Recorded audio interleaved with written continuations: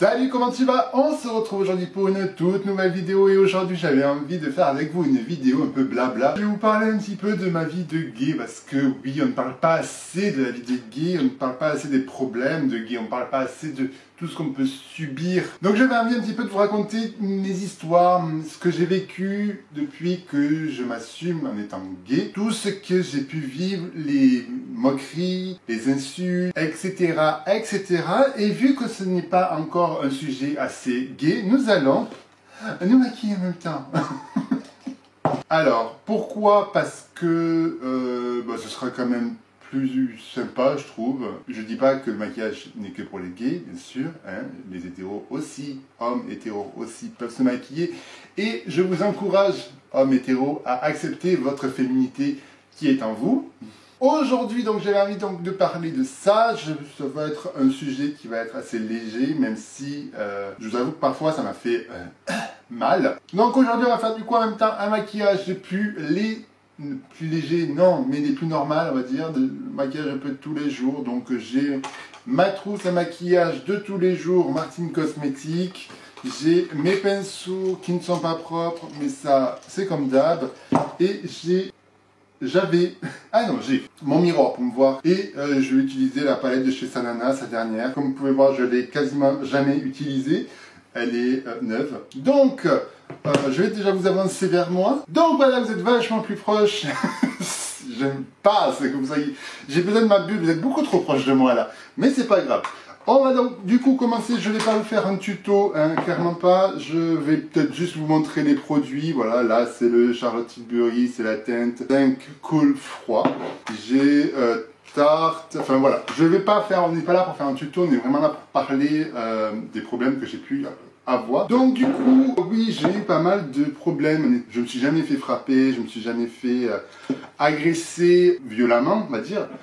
On va dire que je me suis plutôt fait agresser verbalement, car oui, je suis quelqu'un qui s'assume, je suis quelqu'un qui m'en fout du regard des autres. J'ai mon propre style, qui est certes pas commun, j'ai un style qui est un petit peu extravagant, j'aime que ça se voit. Et forcément, il y a des problèmes derrière, donc bon, écoutez, c'est leur problème, c'est pas le mien, à vrai dire, hein, s'ils sont assez bêtes pour s'arrêter à ça, why not? Mais oui, donc du coup, première histoire, c'était quand j'étais encore du côté de Toulouse. Et je m'assumais pas encore totalement gay, hein, sachez-le. Hein. Là, quand j'étais du côté de Toulouse, je m'assumais plus en tant que bi, on va dire. Ouais, j'étais plus bi qu'hétéro. Je m'assumais vraiment pas en tant qu'hétéro, que gay. Je m'assumais vraiment pas en tant que gay, je savais pas, je cherchais encore, j'étais un petit peu paumé à vrai dire. Comme je vous ai déjà raconté dans cette vidéo, je vous mets en haut, je sais pas où c'est. Donc en haut, je vous ai déjà raconté un petit peu mon parcours du combattant, dirons-nous. Donc ouais, c'était dans la rue, comme d'hab, un groupe de garçons maghrébins qui m'a vu. Alors oui, peut-être que je faisais pas très viril déjà à l'époque. Tant qu'est-ce que la virilité? Bon, là, on va rentrer dans un sujet un peu trop philosophique. J'étais en train de marcher, et puis, ouais, un groupe de, je sais plus, 3-4 maghrébins qui étaient sur un banc, je passe devant, et du coup, bon, je les regarde vite fait, en fait, tout ce qui est le plus normal, et un qui dit « Qu'est-ce que tu me regardes, connard ?» Je fais mine que je n'ai rien entendu. Parce que je me suis dit, je suis épais comme une arbalète, j'ai pas envie de me faire frapper, voyez-vous? Je ne réponds pas. Et de là, un mec que je ne connais pas, mais qu'apparemment lui me connaissait, lui a dit, non mais laisse tomber, ce mec c'est un gros gay. On va pas utiliser votre mot. C'est un gros gay, et pas un drogué, un gros gay. Parce que, regarde comme il tord du cul, la grosse tafiole, la patati patati patata. Donc moi je dis rien parce que j'ai pas envie de me faire frapper non plus, vous voyez. je ne riposte pas. C'était un moment un petit peu compliqué parce que même moi je savais pas trop, enfin déjà, même si on peut même commencer aux premières insultes, c'était au collège parce que au collège je n'avais que des amis filles. Et c'était mal vu d'être un garçon qu'avec des filles. Donc du coup, j'étais la grosse tapette du collège. Je m'en suis pris plein la gueule. Donc pendant les 5 ans, quasiment, je me suis fait harceler parce que Oui, j'étais un petit peu plus efféminé que les autres. Oui, je traînais qu'avec des filles. Oui, je parlais pas foot et rugby. Et c'était un petit peu compliqué parce que du coup, ouais, c'était... même moi, j'étais même pas au courant, à vrai dire. Et tout le monde parlait comme quoi j'étais gay, comme quoi j'étais un gros PD, comme quoi j'étais une grosse tafiole. Bref, et du coup, ouais, ça a commencé déjà comme ça, mais au bout d'un moment, on a tellement l'habitude que ça glisse. Ça glisse. Mais d'une façon que ça glisse, c'est assez impressionnant. Hein. Ça n'a jamais autant glissé sur moi qu'à ce moment-là. Et du coup, je reviens donc avec ces 3-4 garçons-là qui commencent à m'agresser un petit peu violemment. En parole, bien sûr. Du coup, ouais, j'ai rien dit, mais je me suis fait insulter pendant... moi, ça m'a semblé être des heures. Ça a dû être quoi, 10 minutes. Le temps que je passe et que je sois assez loin. Pour moi, j'avais la sensation que ça faisait des heures que je me faisais insulter. Quoi. Et c'était vraiment pas facile. Parce que, ouais, c'est... Quand on rentre dans un milieu comme ça, il faut arrêter de dire oui, vous avez choisi votre sexualité. Non. Qu'on soit bi, qu'on soit gay, qu'on soit lesbienne, qu'on soit hétéro, on ne choisit pas sa sexualité. On se dit pas un matin, bah tiens, si j'allais dehors et m'en prendre plein la gueule. Non. On est sur un style de vie où, oui, certes, c'est pas une vie qui est facile. Clairement, je pense qu'on nous aurait donné le choix de notre sexualité.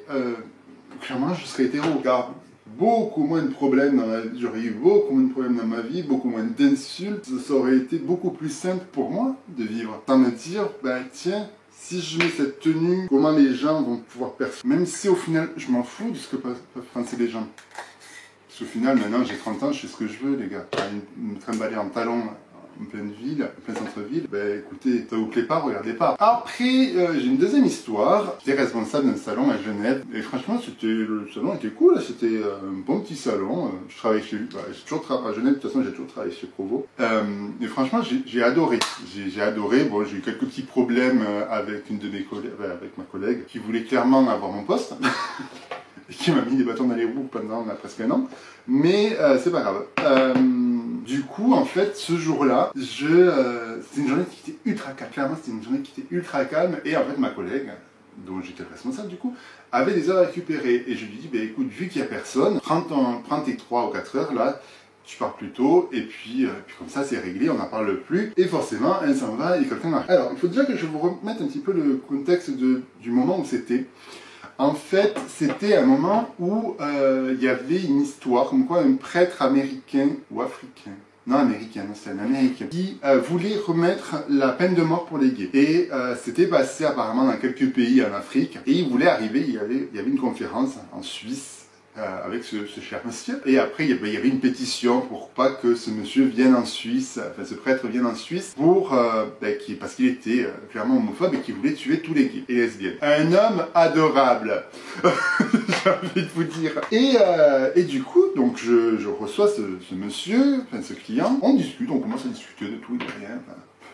J'ai fait mon boulot de coiffeur de base, hein, on parle avec nos clients, on essaye de dérider un petit peu certains clients, clairement, et on en vient à ce sujet. Et comment vous dire que là, mon sang n'a fait qu'un tour, clairement, parce que tout simplement, le mec était homophobe. Il commence à me parler, il me dit, ouais, je sais pas si vous avez vu, il y a un prêtre américain qui doit venir en Suisse pour une conférence, il veut amener à signer une loi pour la peine de mort pour les gays. Franchement, alors au début, je me dis, bon, ouais, on est sur un sujet que je commence à connaître un petit peu, parce que je me suis pas mal intéressé au sujet, n'est-ce pas?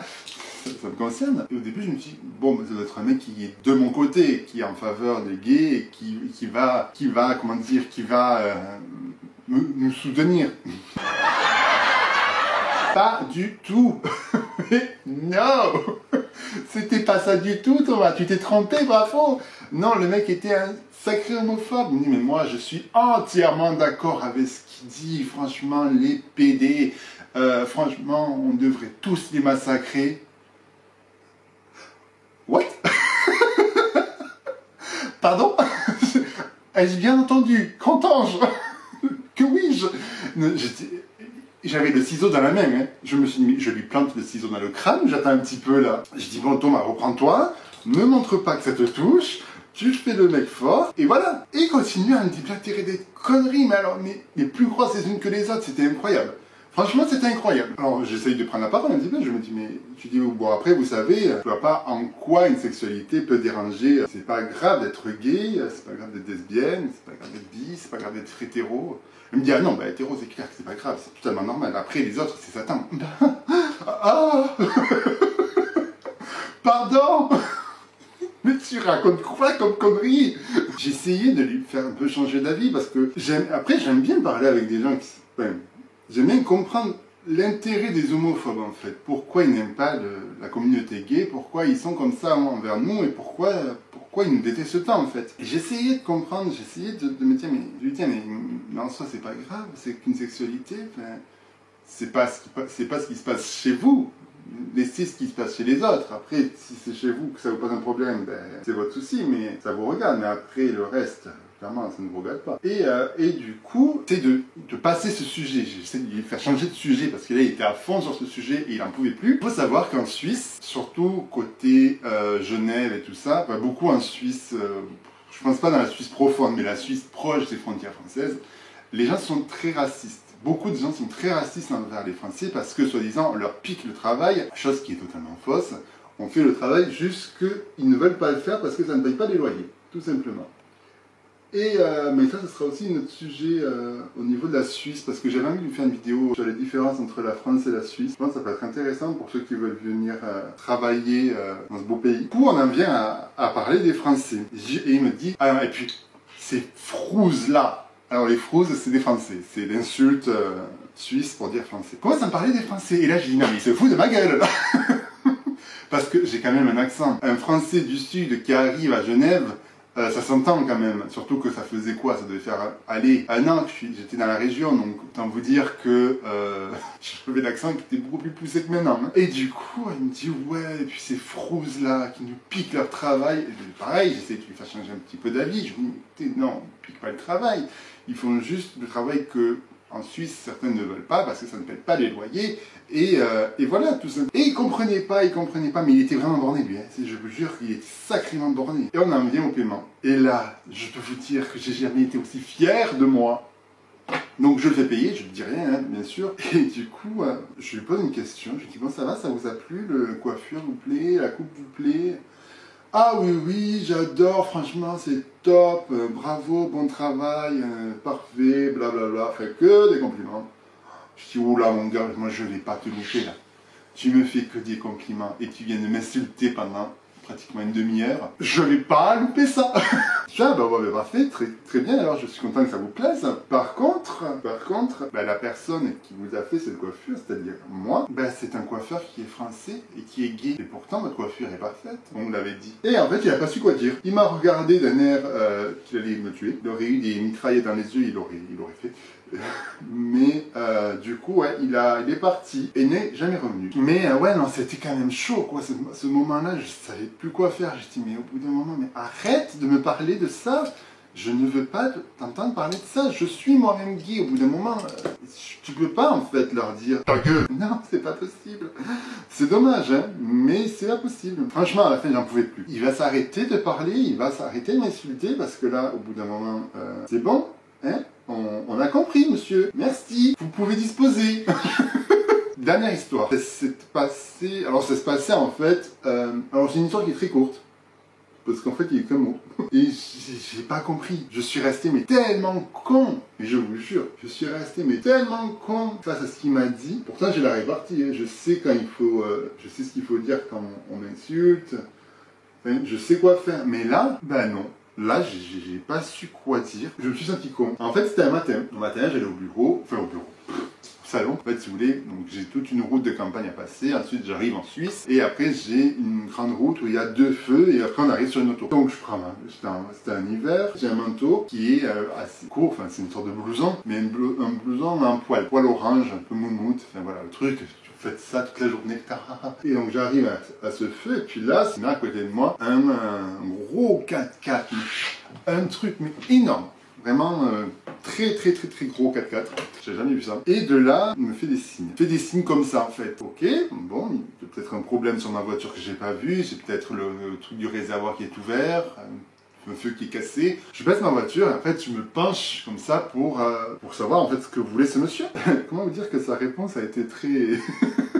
Ah, ça a été spécial pour nous, en fait. Donc, je me penche et tout, et puis la seule réponse que j'ai eue à ce problème de voiture, en fait, qui n'en était pas un, c'est un gros PD. Le feu passe au vert, il s'en va. Comment vous dire que je suis resté très très con? Ah non, mais je suis resté mais tellement con, j'ai pas su quoi dire, en fait. Je dis, mais quoi? Excusez-moi, qu'est-ce qui s'est passé, là? Pourquoi? D'accord, bah alors oui, certes, tu t'es pas trompé, mais pourquoi ce déferlement de haine alors que tu ne me connais même pas, j'ai vraiment pas compris. Et ouais, ça m'a perturbé en fait, parce que du coup j'y pensais toute la journée. Pourquoi les gens font ça? Pourquoi les gens sont aussi méchants avec moi en fait? Qu'est-ce que je leur ai fait pour que je mérite autant de méchanceté en fait? Je suis dans ma voiture, tranquille, pépouse, et là j'ai un connard qui vient me dire, qui vient m'insulter. Parce que alors oui, sachez que dire à quelqu'un que c'est un PD, c'est une insulte, ça, il faut le savoir. Pourquoi tu me fais ça? C'est un truc que je ne comprends pas, ça. Où est l'intérêt d'insulter une personne sur sa sexualité? Faudra qu'on m'explique un jour. Clairement, faudra qu'on m'explique parce que je ne comprends pas l'intérêt d'insulter quelqu'un sur sa sexualité. Ça ne se passe pas chez vous, que je sache. Ça se passe chez la personne. Donc au bout d'un moment, laissez cette personne tranquille parce que elle ne vous ressemble pas. Oh là là, oh là là. Au bout d'un moment, il faut arrêter de vouloir toujours croire et dire que vous êtes meilleur. Donnez votre opinion parce que, oh oui, je suis tellement important dans cette communauté que mon opinion va lui servir. Il va permettre peut-être de faire changer cette personne. Non, cette personne, ça me bat les couilles, clairement, ton avis. Elle est bien comme elle est. Au bout d'un moment, il faut arrêter de vouloir toujours venir donner son avis, devoir se sentir obligé de donner son avis parce que, ouais, tout humain confondu, on est une communauté ultra égoïste et on ne pense qu'à nous. On ne pense pas à son prochain, on ne pense pas à la personne qui est en face. Tu n'es pas Dieu. Tu n'as pas à dire, toi, ce n'est pas bien ce que tu fais. Toi, ce n'est pas bien ce que tu fais.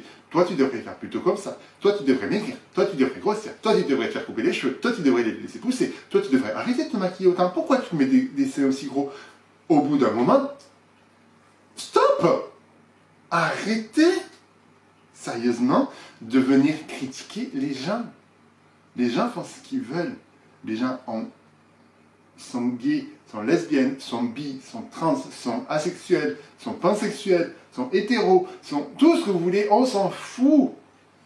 Clairement, on s'en fout. C'était un peu mon coup de gueule parce que tout simplement, j'en ai marre d'entendre conneries comme ça. C'est ouf, vraiment c'est ouf, ça me rend fou. C'est vraiment un truc qui me rend dingue et je ne comprends pas l'intérêt de faire ça. Donc, je ne vais pas poser de faux cils dans cette vidéo. Je change de sujet, mais alors du tout au tout. Je n'ai pas changé de faux, je vais pas mettre de faux cils dans cette vidéo parce qu'en fait, ça va être la vidéo de la semaine prochaine. Oui, parce que là, je suis en train de filmer plusieurs vidéos à la fois parce que ça fait un moment que j'ai rien filmé. Et autant vous dire que ça me manque un petit peu. J'ai plein de sujets, tout ça, et j'ai pas trop eu l'occasion en fait. En général, quand je filme, j'attends que mon copain soit au boulot, ou trucs comme ça. Et c'est vrai que quand il est là, je préfère être avec lui et profiter de lui. Là, j'utilise le chant d'Elisabeth. Elisabeth, franchement, c'est le prénom de mon ex, déjà. Et c'est un highlighter. C'est la folie furieuse. Franchement, de la folie. Il est magnifique. Je ne sais pas si vous allez voir quelque chose, mais il est tellement beau. Gaël Garcia, tu as fait des choses, ma fille. Tu as fait des choses. C'est merveilleux. C'est vrai que mes histoires un petit peu vous auront plu. Ça fait partie de ma vie. J'avais envie un petit peu de partager ça avec vous. C'était pas la meilleure partie de ma vie, clairement. On n'est pas sur du high level de vie, mais ça fait partie de ma vie, le fait de se faire insulter. C'est comme ça, c'est dommage, hein. C'est très dommage. Mais bon, écoutez, on va faire avec. Donc, écoutez, moi je vous fais des gros bisous. Je vous dis que je vous aime surtout. Soyez heureux, vivez votre vie et surtout, créez vos différences. Bisous.